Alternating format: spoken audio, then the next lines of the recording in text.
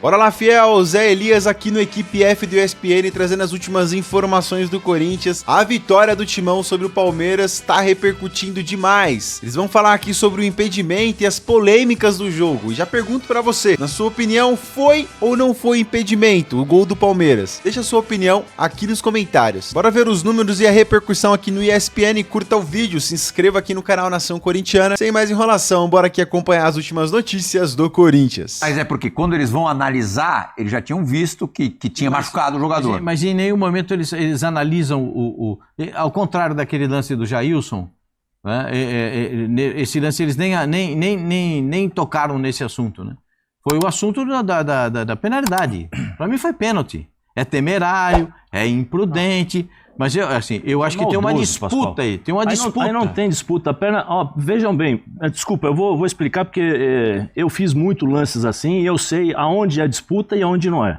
Presta atenção na perna esquerda dele. Quando a bola está chegando antes do chute, ele inverte o movimento dele. Ele não vai na bola, ele sabe que ele tá atrasado e ele vai na perna do Memphis. Volta um pouquinho que vocês vão ver. Aí já dá pra ver. Não, mas agora, a perna tá aqui, ele direciona a perna dele pra canela do Memphis. Dá tempo disso tudo? Lógico que dá. Olha lá, ele direciona porque ele perdeu, e ele, ele fecha... Tem uma outra situação e ele que eu fecha acho o movimento, que também tá vendo? Contribui, né? Ele fecha o movimento, O você tá vendo? Gomes, ele é destro, hein, Zé? Pode falar, O Gomes, ele é destro. Ele vai com a perna esquerda e o movimento dele você vê que é meio torto, né? Ele vai meio desajeitado para a jogada, chega atrasado, por ser canhoto, erra a bola, né? Não tem esse contato na bola, né? Ele por chegar atrasado e não é por mesmo, ser também destro. Não pode coordenação, É só olhar onde ele coloca o pé. Eu não vi que assim, ele larga a bola para atingir. Vamos para o impedimento. Vocês três já falaram aqui. Mão da disputa. Vai lá. Vocês três já falaram aqui por cima que consideraram o gol do Palmeiras legal. De qualquer maneira, vamos ver de novo o lance e depois, a exemplo do que aconteceu no lance do pênalti, nós vamos também ouvir a cabine de VAR com o Wilton. Vamos primeiro ver o lance, Fabrício. Já está na agulha. À primeira vista, e mesmo vendo as primeiras repetições, os primeiros replays, em nenhum momento, Pascoal, eu imaginei que esse gol pudesse ser anulado. Sem auxílio de tecnologia nenhuma, só no olhômetro. Quando nenhum jogador do Corinthians reclamou a respeito de posicionamento de nada, né? Nem a torcida do Corinthians reclamou de nada. O equívoco começa porque a falta é batida para trás e na hora de ajeitar a bola, tá vendo? A bola já está em movimento. E quando você colocar o VAR, vai ficar muito claro que ele vai falar volta. Você diz o frame ali captado. Vai. E aí o frame faz toda a diferença, porque é o movimento do braço, é o movimento do corpo, e isso faz toda a diferença. No meu entendimento, não houve o impedimento, mas é o meu entendimento. O Braulio não levou, nesse caso, o lance da bola já em movimento. Por isso que eu disse que uma criança de 9 anos no Atari faz melhor do que esses caras no VAR. Porque toda semana a gente reclama da mesma coisa. Toda semana a gente fala a mesma coisa. Tá errado, a bola estava em movimento, a bola tem que ser quando o pé bate na bola, tá errado, botaram a linha na diagonal, tá errado, medir o braço, não é para medir braço, é para medir o ombro. Tem um monte de coisa mal analisada. Uma série de coisas mal analisadas. Por quê? Porque a câmera está na diagonal, ela não está numa linha que você percebe que ela está cobrindo todo o lance e o posicionamento dos jogadores dentro de campo. Quando implantarem o semiautomático será dividido em... Eu posso explicar rapidinho como é que é? Será dividido em quadrantes, como o paletó do André Plihal, né? Em quadrantes, divididos em quadrantes dentro do campo. E esses quadrantes com câmeras do VAR, com câmeras exclusivas para os quadrantes. E aí, dá para se determinar se é a mesma linha, se não. A gente não falou aqui essa semana ainda, Zé? Do lance do gol do São Paulo do Ceará? e do Ceará. O lance do gol do São Paulo, do Ferreirinha. Terceiro gol do Ceará contra o Cruzeiro e o gol do Ferreirinha contra O gol do Fluminense. Ceará, o pé do zagueiro tá na frente do pé do zagueiro do Ceará. Mas marcou impedimento. Vamos, Vilvar? Então, assim, eles fazem o que eles querem, cara, porque é rudimentar o negócio. Agora, se quiser que eu mostre pra vocês como é que funciona, eu mostro com o maior prazer. A cara. comunicação da cabine com o campo também é bastante rudimentar. Acompanhe. Perfeito, vamos traçar a linha. Um mais, um menos. Menos. Mais. Mais. Aí, ao vivo. Ok, aí a saída. Vamos traçar a linha. É o jogador 14. Aqui embaixo, o defensor é esse aqui. Tá triangulado? Tô triangulado aqui, pra... Deixa. Tranquilo. Um pra esquerda. Ok. Ok. Subiu o teu ombro. Agora do jogador defensor, atacante. Perfeito. Por favor. Segue. Vai sair o Sousa Triangula. Direita, direita. A cabeça, tá? Cabeça? É a cabeça dele. Triangula pra mim. Ok. É os dois, tá? Aí. Calma, Yuri. Um pra direita. Um pra esquerda. Martínez e Giai, tá? Um pra direita. Martínez e Giai. Tá cortando a cabeça, né, Felipe? Um pra esquerda. Triangulei, ok. Tá triangulado. Pode subir. Martínez e Giai. Abre pra mim, ver se tem algum jogador a mais aqui.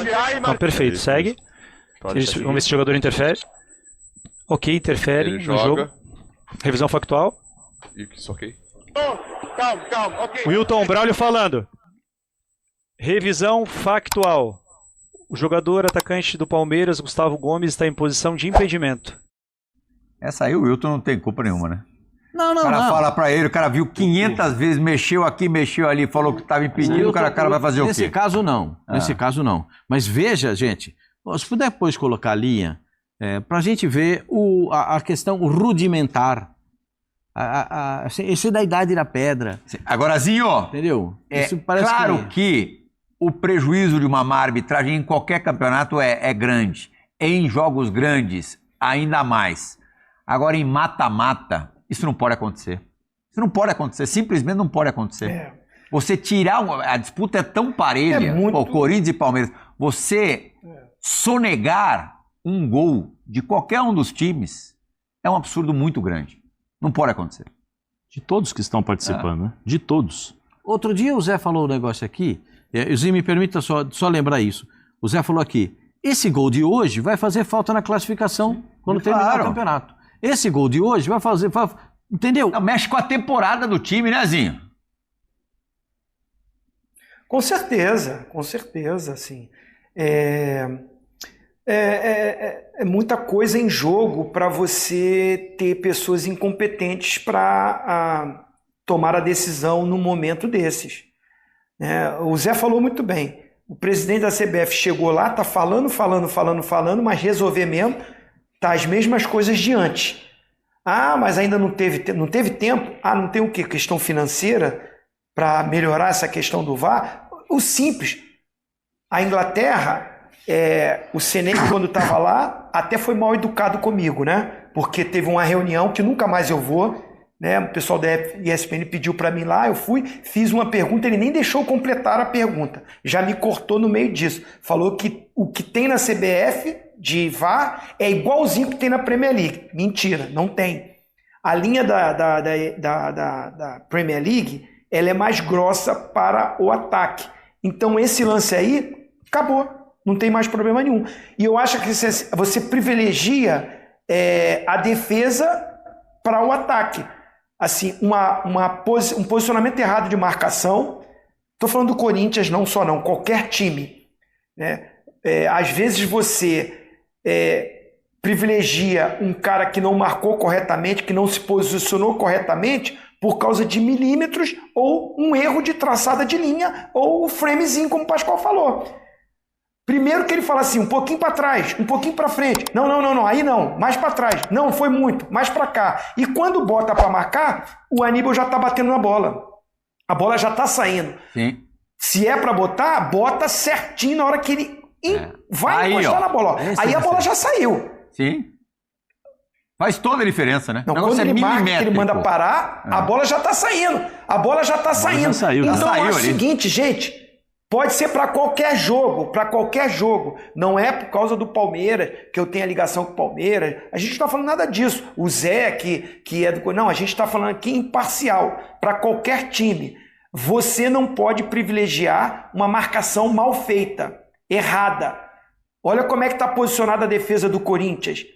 Totalmente errado. Aí um framezinho lá errado, uma discussão errada, uma colocação errada, você anula um gol que para mim foi normal e atrapalha sim uma decisão de um campeonato. Se a gente fosse que falar que foi 1-1, ninguém ia estar falando que foi injusto, que o placar não foi o certo. Não. Como eu elogiei o Corinthians, para mim o melhor jogo com o Dorival Júnior. Mas esse lance aí decidiu. Concordo integralmente com o Zinho.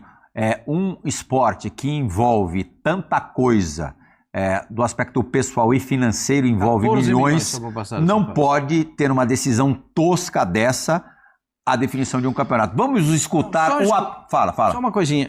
Se a gente puder colocar dar uma só a corrida. linha, mostrar a linha. A linha isso é tão... gente, assim, é tão primário, gente. É análise de... Eu não vou nem ensinar ninguém a fazer geometricamente. Mas ali já começa errado no frame. O frame do da saída da bola já é o errado. E quando eles traçam a linha, traça a linha, eles vão puxar a linha, ó. A linha tá uma em cima da outra ali, ó. Os dois zagueiros aqui do lado de cá. Agora eles vão traçar a chamada linha perpendicular. Quer ver, ó? Vão puxar uma linha pro lado. Essa imagem tá parada. Olha onde é que tá a cabeça do Garro em relação ao jogador do Palmeiras. Eles vão medir nas costas do Garro. Além de tudo, eles nem sabem onde colocam a linha. Olha lá, o Aníbal já bateu na bola, já tá errado, o Aníbal já bateu na bola. Agora eles vão traçar, a linha vai e volta, eles vão puxar uma linha que eles chamam linha de triangulação. Eu nunca vi isso, mas tudo bem, eles inventaram isso, é uma coisa o Brasil é pródigo nessas coisas, né? É pródigo nisso. Agora, veja a linha que eles vão puxar nas costas do jogador do Corinthians e não na cabeça. Mesmo assim, eles conseguem encontrar defeito onde não existe. É uma coisa... O Braulio da Silva Machado encontrou um problema onde não existia.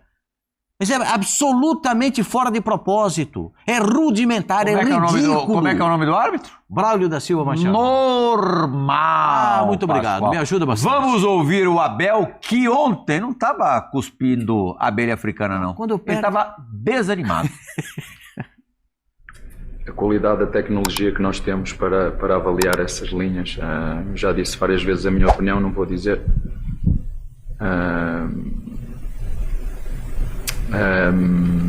única coisa que posso dizer foram duas situações que o Sr. Wilson está em cima do lance e não marca penalti, e fora de jogo é validado pelo bandeirinha. É só isso que eu te posso dizer. O resto, estamos no pleno século XXI e andamos a trabalhar com ferramenta do século passado. Só frustrante porque tens sempre o VAR a intervir neste tipo de jogos e é triste. O VAR é que arbitra, o VAR é que decide. O mesmo VAR marcou o penalti, o mesmo VAR invalidou o golo.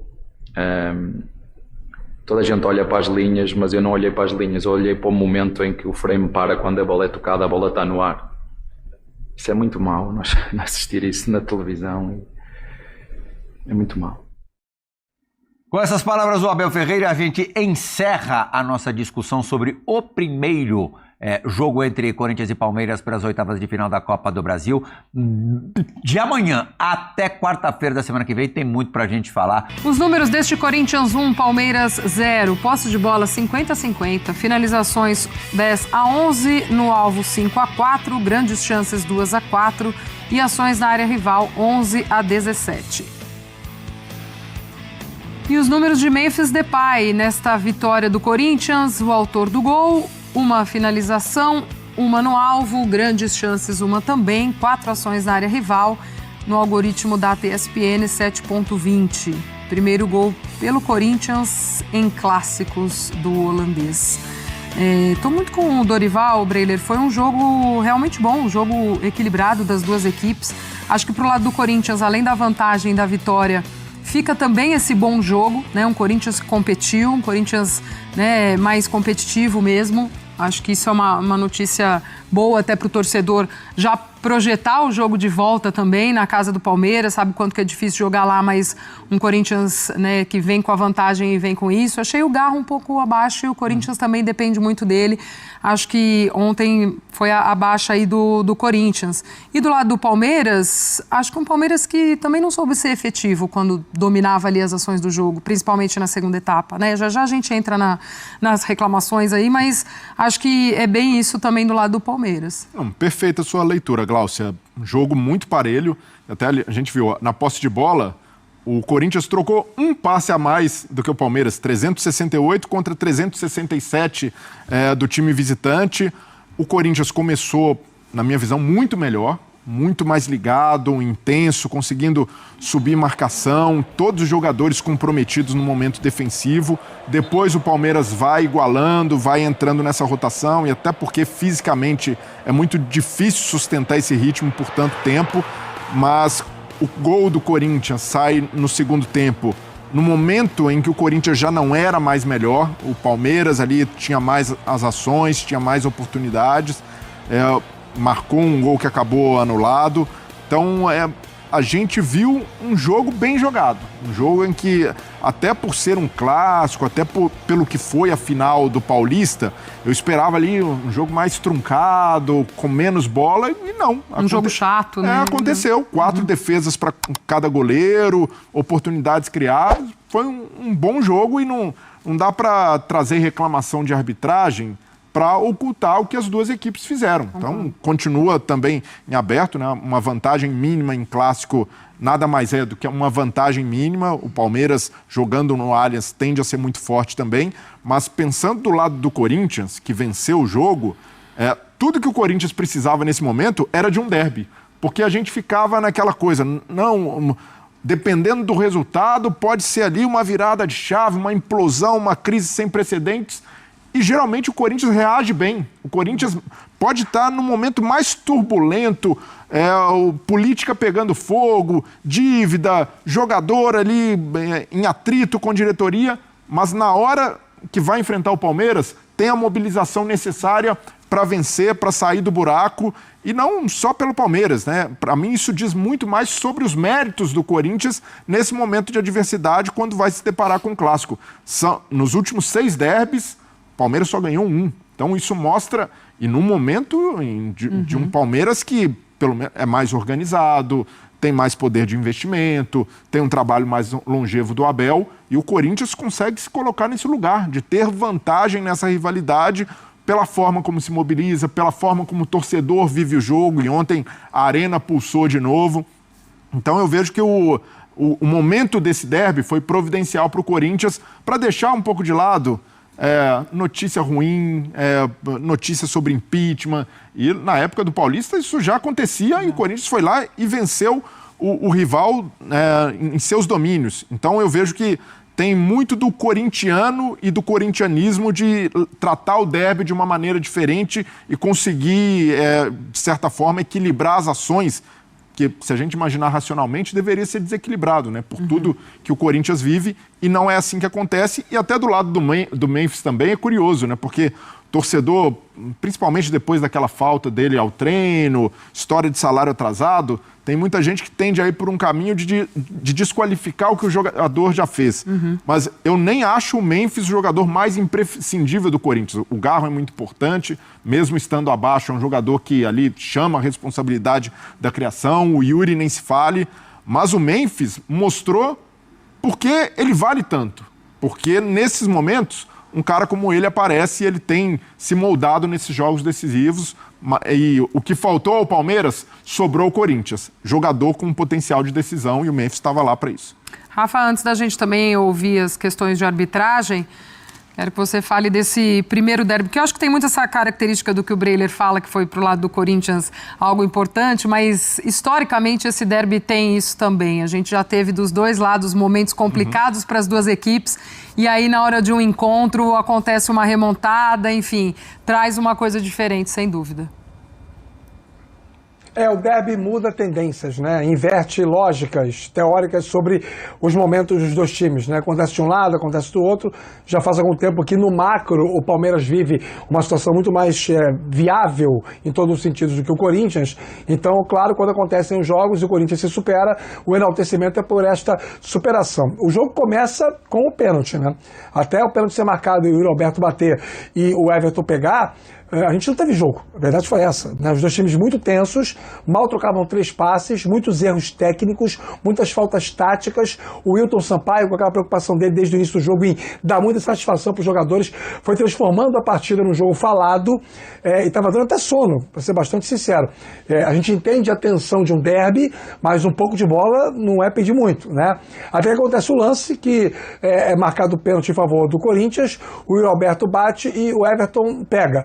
A partir daí nós temos como ler o jogo. E aí é correta a percepção de que o Corinthians foi melhor no primeiro tempo como um todo, em termos de imposição física, em termos de ocupação de espaço, em finalização, em presença de ataque. O Palmeiras foi dar a sua primeira finalização com 33 minutos, mas no segundo tempo o lastro coletivo do time do Abel começou a gritar mais alto no campo.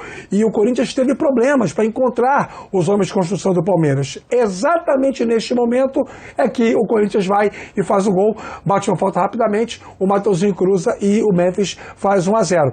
No momento em que o Palmeiras estava mais organizado para abrir o placar. Depois teve o lance do gol anulado, já vamos debater aí essa questão envolvendo a ação da arbitragem, mas como um todo, analisando a partida em seus mais diferentes aspectos, eu acho que o mais justo ontem à noite teria sido o empate, porque a cada momento houve um certo protagonismo. Agora, sem dúvida que nós temos que valorizar e muito a vitória do Corinthians, a atuação do Corinthians, porque conseguiu equilibrar e ser superior em alguns momentos. E tanto dentro quanto fora de campo, a teoria do derby apontava para um cenário maior de desequilíbrio, né, Glaucia? E ontem eu disse aqui que seria 2-1 para o Corinthians. Eu não contava com o pênalti que o Roberto perdeu e com o gol do Palmeiras anulado, viu, Glaucia? Tá bom então, Rafa. Então, no geral, você acertou. Pelo menos era um gol de diferença. E aí... Moralmente eu acertei. Moralmente você acertou e fica na conta do Yuri, e a outra depois do impedimento milimétrico. Esse senhor Abel Ferreira aí, quando a água é a favor dele, ele fica quieto, não fala nada. Agora, quando é a favor do Corinthians, que nitidamente o cara fez o trabalho dele usando as condições máximas que a ferramenta oferece, frame pra cá, aí é uma ferramenta do século passado, cara, só fica pior, mano. Sabe o que vocês fazem? Manda um fax, igual o mundial de vocês, velho. Manda um fax lá, cara, pelo amor de Deus. Aí esses caras daqui a pouco vão perder e aí vão vir com a história, é Copa do Brasilzinho, é copinha, igual a história do Paulistinha lá, você lembra? Fica aí com esse Paulistinha, fica aí com essa copinha do Brasil, nós vamos jogar aqui outro campeonato. Vai ser a mesma conversa, velho. Escreve o que eu tô falando. O que acontece, velho, é que jogos como esses marcam, tá? Grandes reviravoltas no Corinthians. O Corinthians precisava de um derby. Essa é a verdade, o Corinthians precisava de tudo que estava acontecendo, agora só se fala no derby, só se fala na cabeça do Memphis, da cabeçada do Memphis Depay. Quero ver alguém falando. Ainda tem Zé aí por aí falando, mas ele cumpriu a meta do contrato, vai ter que receber mais 1,5 milhão. Cara, eu tava assistindo um Mano agora à tarde, foi o que ele falou, velho, saiu barato. Tá caro se fosse um gol contra o Juventude no meio de semana agora essa cabeçada contra o Palmeiras dentro de casa, numas oitavas de final, paga o dobro, velho, do bônus, caramba, mano. Mas é isso, pessoal, vamos lá continuar repercutindo aqui o nosso Corinthians, né? Se inscreva aqui no canal Nação Corintiana para sempre ficar por dentro das informações do Corinthians que eu trago aqui diariamente, é um prazer ter você aqui. Até o próximo vídeo, se Deus quiser. Valeu!